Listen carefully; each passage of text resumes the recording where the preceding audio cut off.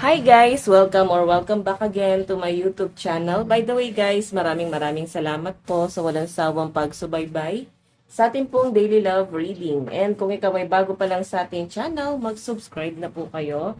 Then, i-click mo na rin yung ating notification bell para lagi kang updated sa ating mga bagong upload.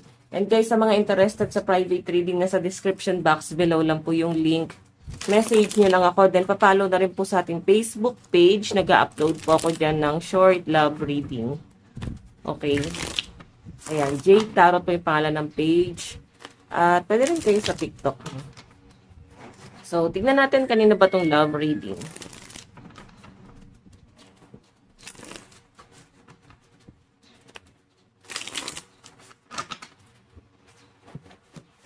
Love reading.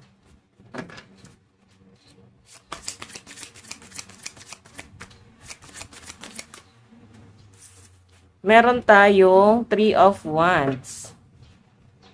Okay.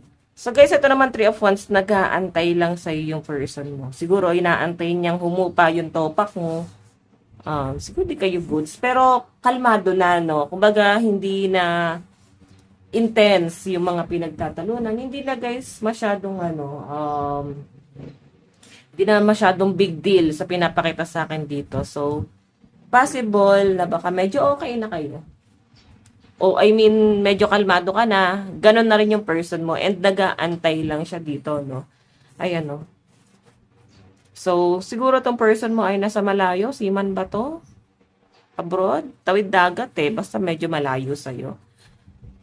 Okay, so ano lang siya guys ng pagkakataon na parang maging okay ka, pinapakalma ka muna niya, pero mag-uusap pa rin kayo eh, kakausapin ka pa rin. Ngayon parang nagkakasakit tong person mo, no? Ramdam niya sa sarili niya na parang pag nag-away kayo, nagkakasakit siya. Ikaw yung happy pill ni person. So, by the way, check natin. Additional message.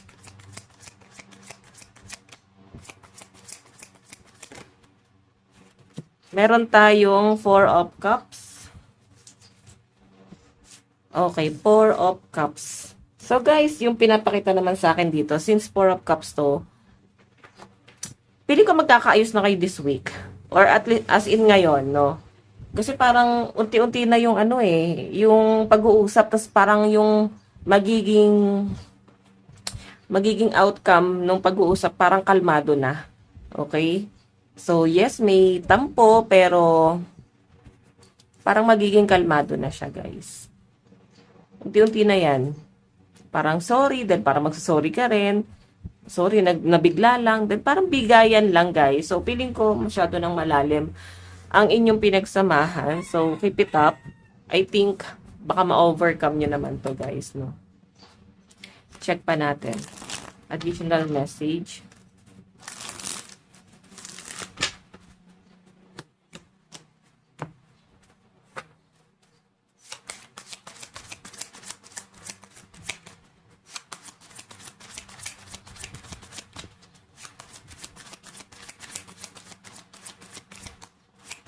Additional message.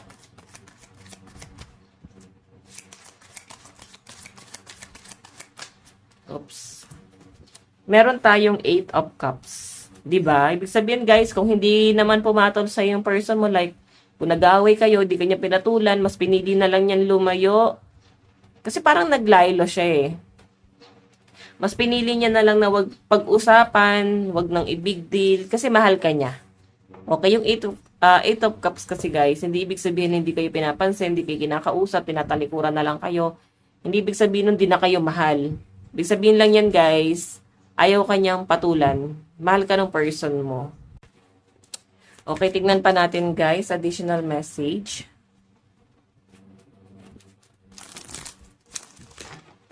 Kanina po itong love reading. Additional message.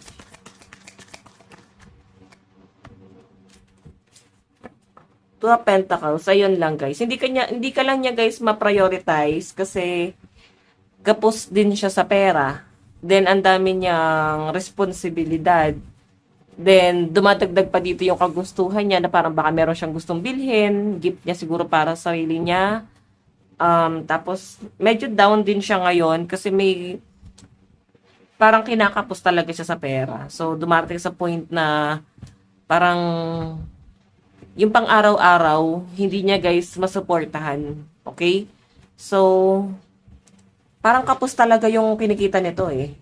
All out eh. Binibigay niya lahat dun sa mga umaasa sa kanya. Kung ikaw ay nakadepende rin sa kanya, so possible na wala na siyang tinitira sa sarili niya. 'Di ba? So, ano gagawin niya guys? Magiging busy tong person na to kasi kailangan niyang dumoble kayon. Kailangan niyang magpaka-busy. Yun lang yun. Okay? So, again, titignan pa natin. Baka isa yan sa mga pinagtatalunan nyo, yung time, then yung parang, hindi ka naman siguro nagagalit kung inuuna niya rin guys yung pamilya niya, then parang meron kayong nilook forward para dun sa future nyo. Parang may plano na kayo about sa future. Wala namang problema at hindi naman niya guys binibig deal din. So, siguro, nandun lang sa point na hindi lang siya na i-deliver ng maayos. So, kung may demand ka, pwedeng hindi mo masyadong masasabi ng maayos to sa person mo. Mas maganda pa rin na kausapin, di ba? Pag-usapan nyo ng maayos, huwag yung parang galit agad. Kailangan daanin nyo guys sa mahinahong usapan.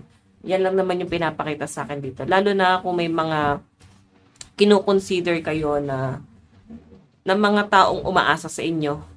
Okay? Then, ang mahirap lang kasi nito guys, inuuna nga ng person mo, yung family niya. So, siguro kasi bago ka dumating, breadwinner na talaga siya. Yun ang mahirap. Pag yung partner nyo ay breadwinner. Tignan natin. Additional message.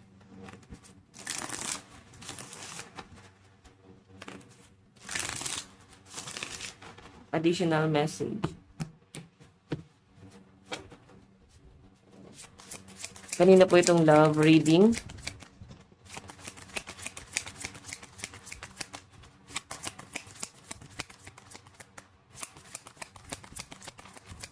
Additional message.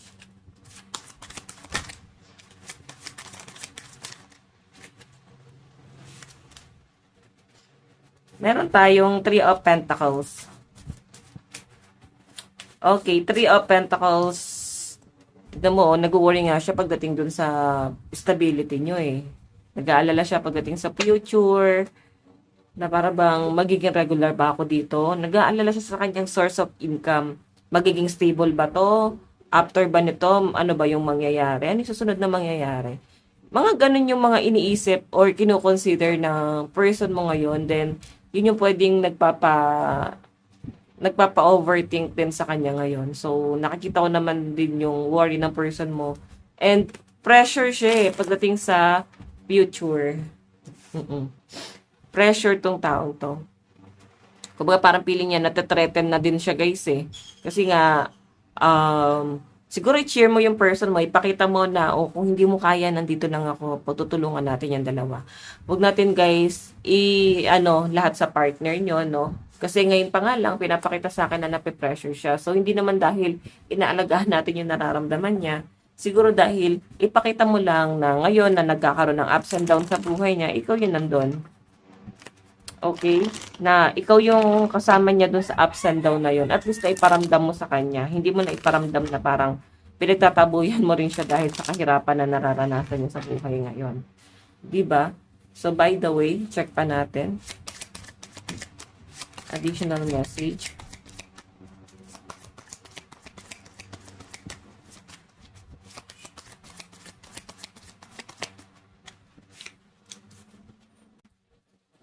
Okay, eto naman guys, 9 of Wands. Alam niyo guys, kahit anong mangyari, paglalaban ka ng partner mo.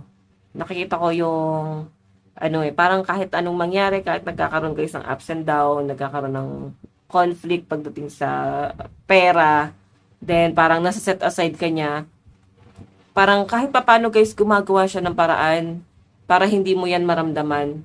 Kahit papano gumagawa siya ng paraan para kahit papano, parang masuportahan ka pa rin niya. Kahit minsan wala siyang time. Siguro kasi dahil magkaiba nga yung oras niyong dalawa. Okay? Tignan pa natin.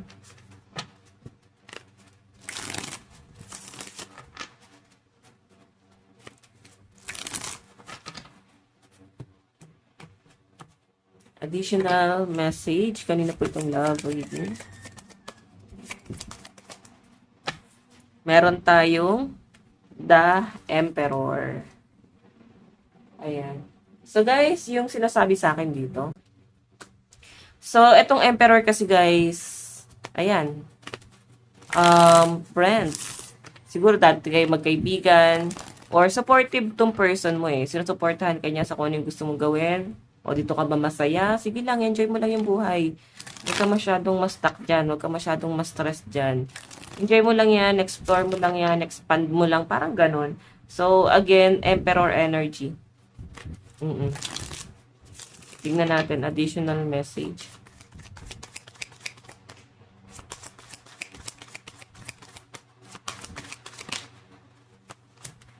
Meron tayong The Hangman. Okay, so conflict. So, yung sinasabi naman sa akin dito guys, since may conflict na nangyayari dyan,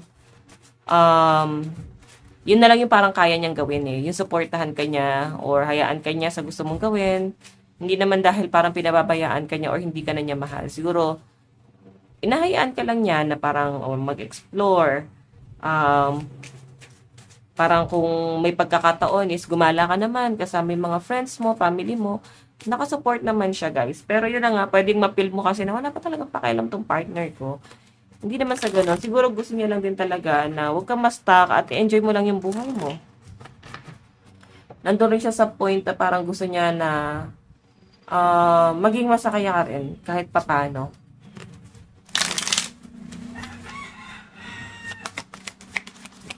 Additional message.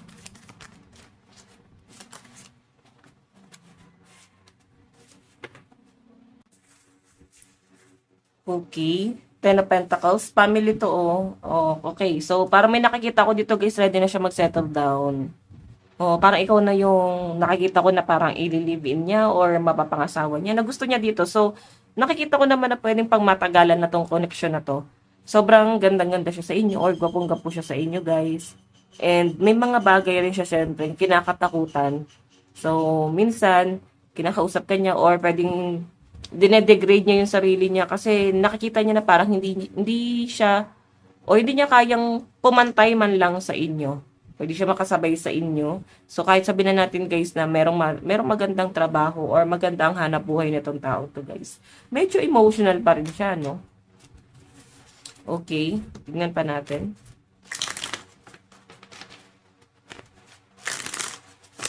Additional message.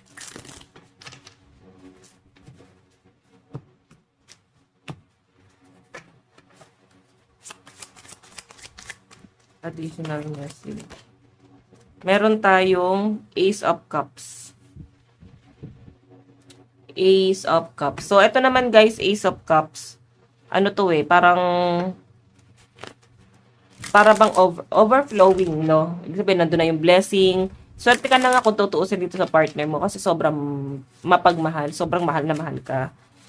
Kahit minsan parang may pagka-nonchalant or sabihin na natin guys na hindi siya showy. Okay? Kung minsan may mga ganun siya. Pero nakikita ko naman na itong person mo,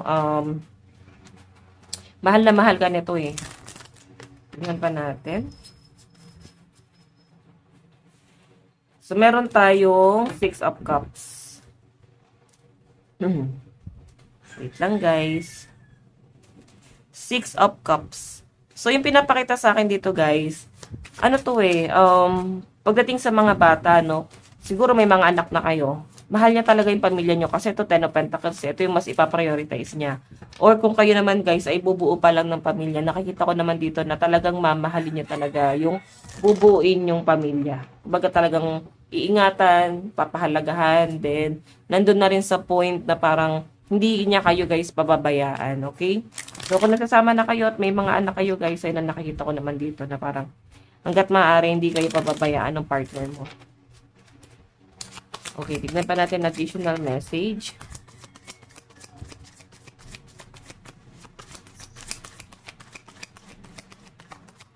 Oops. Meron tayong Knight of Cups. Grabe, sobrang ganda ng card mo, no? Talagang mahal na mahal ka. supportive itong partner mo. Nakikita ko yung pagiging mabuting tao niya. Though minsan, may mga sinasabi siya guys na parang medyo may pagka-insensitive. 'Di ba? So, kung minsan may mga ganun, kasi bugso ng damdamin, okay? Pag mabuting tao kasi guys, hindi na nila guys masyadong pinapagana yung kanilang um, isip kung paano nila i-deliver ng maayos yung mga sasabihin nila sa inyo. Mas inaano nila guys yung kanilang bugso ng damdamin na parang doon na nanggagaling yung hugot nila. Parang hindi niya guys masyadong, paano ba? Hindi niya nasasabi ng maayos sa inyo. So, sabi ko nga kulang kayo sa pag-uusap, though may mga pagkakataon na nagkakaroon ng ups and downs sa inyo ngayon. And ito na nga guys, di ba? Parang di kayo nag-uusap. So, isa pa yan. Di kayo nag-uusap ngayon, then parang may tampuhan, hinayaan ka muna niya. Parang matured naman nga yung partner mo. Parang hinayaan ka muna niya sa galit mo. Then, nakikita ko naman na parang babalik yung partner mo. Okay. Naayusin niya rin to. Siguro, tama lang yung ginawa niya para hindi masyadong lumala yung sitwasyon. Okay.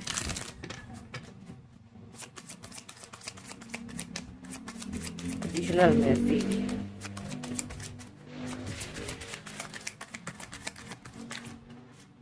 Meron tayong 7 of Swords. 7 of Swords naman guys.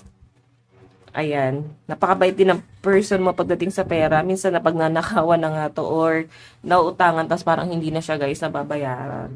Okay? Marunong siya makisama eh. Dating sa kanya, pakikisama yon. Pero minsan kasi guys, yung sobrang kabaitan, promise hindi niya magpapahamak sa'yo. Di baling hindi na kayo guys marunong makisama. Makisama na lang kayo sa partner nyo at sa mga taong mahalaga na lang. Doon na lang.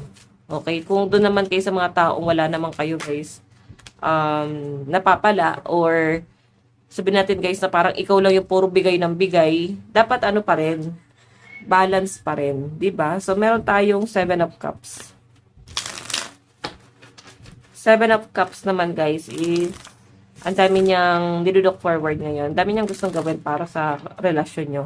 Hindi niya lang talaga kaya ngayon kasi kagaya ng sabi ko, kulang din siya sa financial, then iniisip niya nga dito kung paano kayo sa future eh. Iniisip niya kung ganito pa rin ba, kasi masyado siya guys responsible. Okay? Takot siyang mawalan kasi iniisip niya yung mga taong umaasa sa kanya na parang may mga pagkakataon na napapabayaan niya yung pansarili niya kasi iniisip niya yung para sa ibang tao. So, hindi lang to sa iba, syempre isip niya rin yung makakabuti para sa inyong dalawa. Additional message.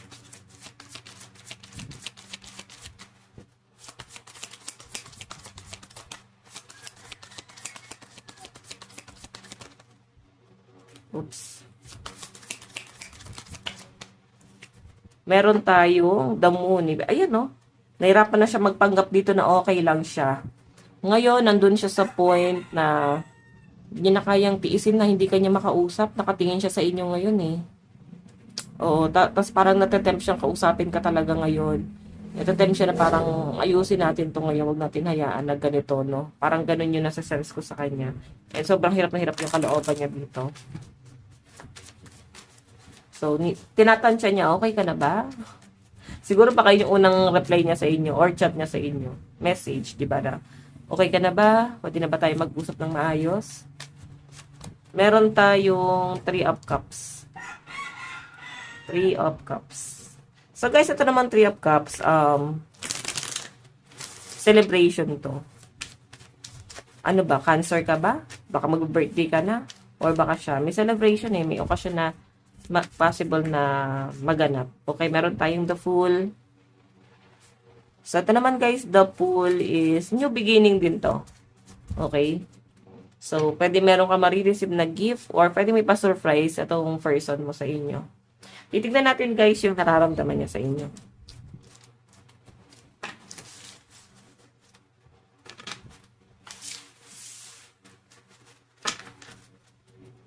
Okay, dun tayo sa nararamdaman niya sa inyo. nararamdaman ng person mo sa'yo ngayon? Meron tayong Ten of Pentacles. Family to, guys. Okay? So, ano yung nararamdaman? Parang kahit na nag-aaway kayo para sa kanya, hindi pa kayo hiwalay. Kung nag-decide kayo na maghiwalay. Pero wala naman ako nakitang ending. Siguro di lang talaga kayo nag-usap. At iniwasan niyo yung tension. Okay? So, para sa kanya, guys, magiging maayos pa rin to. Additional message.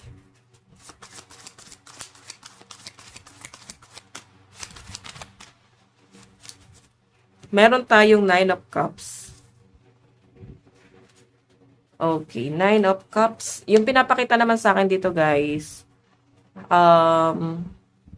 parang sasang-ayon na siya sa inyo. Sige na, huwag na natin pagtalunan yan. Ano ba gusto mo? Parang ganon. Okay? Kung kaya niyang isabay. Ngayon sa mga responsibilidad niya is parang kakayanin naman. So, by the way, meron tayong The Fool. Ayan, The Fool. Okay, so, feeling ko magkakaayos din kayo. Ngayon, pwedeng isa rin sa nagiging pinakadahilan kung bakit kayo nagtatalo ngayon.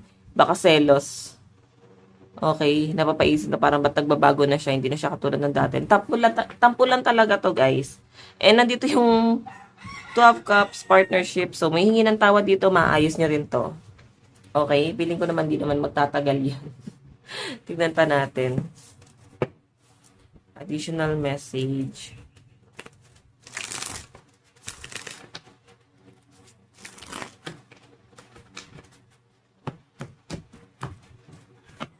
Paano kanya nakikita ngayon?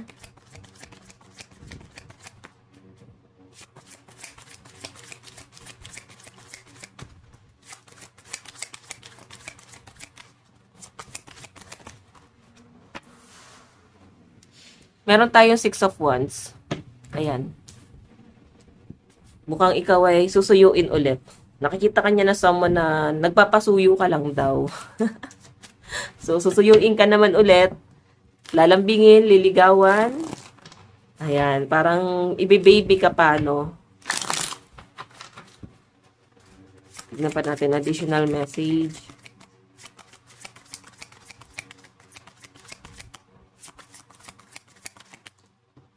Meron tayong Five of Cups. So guys, ito naman Five of Cups. Regret to. So, hindi niya na ito patatagalin kasi ayaw niya ng pagsisihan pa kung patatagalin pa niya na hindi kayo nag-uusap. Okay? Hindi niya na pahihirapan pa yung sarili niya dito na parang tiisin ka. Okay? So, kakausapin ka na nito, pwedeng ngayon na nga nangyayari yan or pwedeng sa mga susunod na mga araw. Okay? So, feeling ko naman sa person mo, guys, aaminin niya na rin kung may mga pagkakamali siya, kiklaim niya yan. Pero medyo may pagkaano pa rin, may pagkamataas pa rin yung pride, no? Ipapaliwanag pa rin niya sa inyo kung bakit ganon yung sitwasyon, bakit siya ganyan. So, ngayon, since Five of Cups to, nakikita kanya na someone na nagiging emotional ka talaga. Okay. Additional message. Meron tayong Page of Cups. Page of Cups. So, ito naman guys, Page of Cups. Ano to eh? Parang bata, no? Nakikita kanya na someone na yun nga. Bata. Nakukitaan siya sa inyo. Cute ka ba? Kasi parang yung panunuyo niya sa inyo, guys, aasarin ka pa niya eh. Oo, dadaanin ka niya sa pang-aasar hanggang sa parang ganun kanya patatawanin hanggang sa parang dating sa kanya, magiging okay na kayo after na to. Okay, tignan pa natin. Additional message. So, I think magiging maayos to, 100%. Tignan natin. Malakas ang Leo dito ha, sa partner mo. Okay. Tignan natin.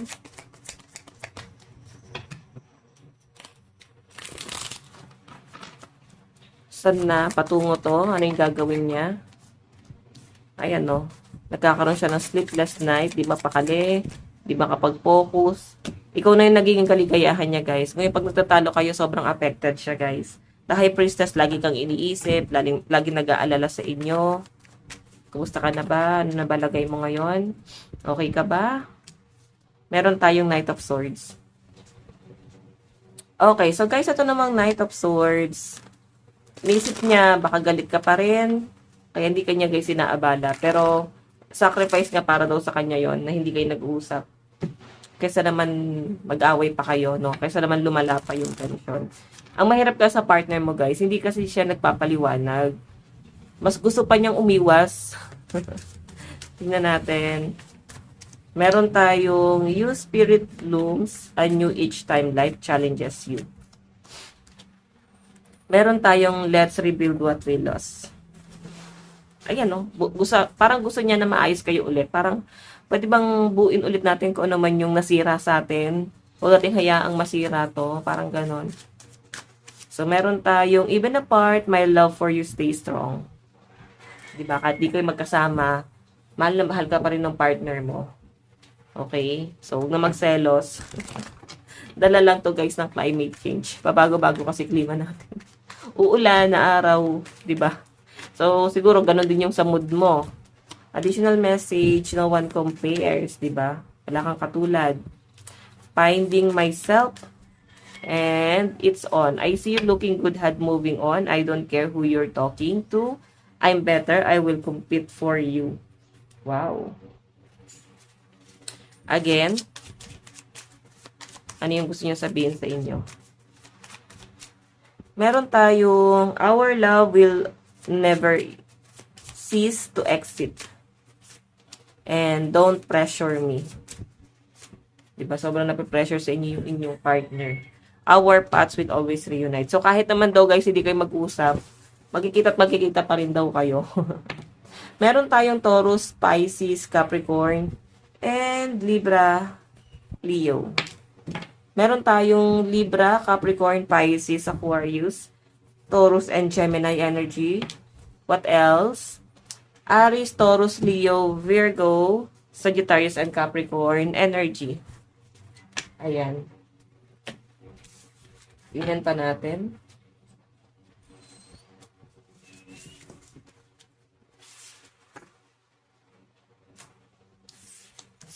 Doon naman tayo sa side mo. Nararamdaman mo sa person mo.